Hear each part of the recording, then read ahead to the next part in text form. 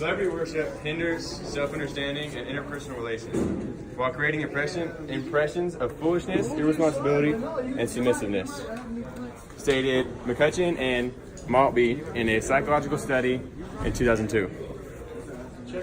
Most of us grow up wishing to be pro athletes, singers, Instagram stars, a level of fame that you follow with fortune.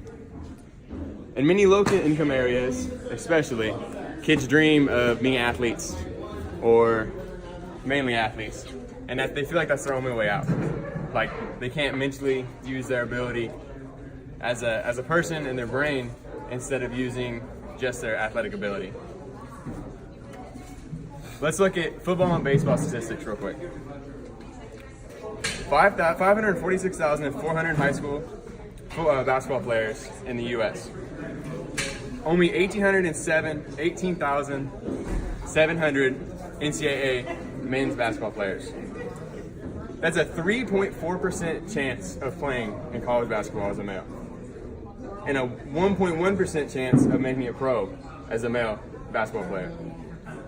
Now, high school football, men's high school football. There's 1,083,300 high school men's football players. Only 73,700 NCAA college players. That's including D3, 2, and 1, which 3 and 2 don't even typically come with scholarships. That's a 6.8% chance of playing at an NCAA school playing football, and a 1.5% chance of making a pro. How many of those million high school football players dream of making it pro? 5%. And while you're doing that, you think of a million kids, and how many of those kids are honestly thinking that they have another way besides pro football or college football or getting a scholarship? These are facts produced by NCAA from ncaa.org. Chances are you're not going to go pro. The chances are you're not going to go to college. You're not going to play for college. And then it's even a harder chance for you to be playing on a full ride scholarship in college. As a parent, you have a contribution to children, or as a teacher, as a leader.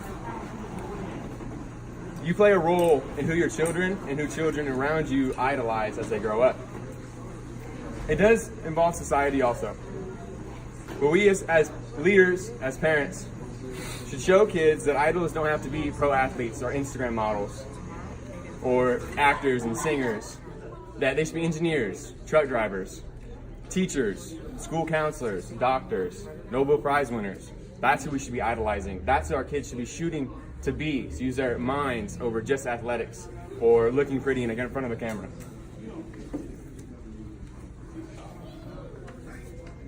Society does also play a huge role in who we idolize as children, as growing up. But we change that. We have the ability to change that. It was produced in the past of generations of people believing that that was their way out, or that was the best way to go, or the easiest way to go. We changed that by the generation, by teaching your kids that athletics is not the only way, that everybody is smart enough to be a doctor or an engineer, or learn a great trade, no matter how hindered you believe you are, or you only think that you can play a volleyball or football. That starts with adults now, to change our future generations to believe that they're greater than just a ball or a sport. How many of you can name a Nobel Prize winner? Very few, right? I know I wouldn't have been able to name a Nobel Prize winner until I was in college, until I was 20 years old. But how many of you can tell me who won the last Super Bowl? Most of you? Or can name a pro athlete or a famous movie star? Most of you can, right? From 1901 to 2018, 590 times the Nobel Prize has been given out. That's according to nobelprize.org. 590 times. And most of us can't name one. Let alone kids under the age of 16 being able to name one Nobel Prize winner. Someone who's done great things for society in general, or races or nations.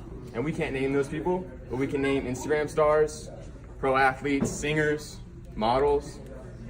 Where do our priorities lie as a nation, as a community, as a society? And how we should show we as people are so much more than looking good or playing good sports or being able to entertain people, that our minds are so much greater, that we can learn anything from being a doctor and engineer. Someone who believes that they are not smart enough to be a doctor, unless you have a true diagnosed learning ability, I do not believe that nobody cannot achieve that level of greatness in anything they want to do, any trade. In conclusion, we as a society have our priorities wrong.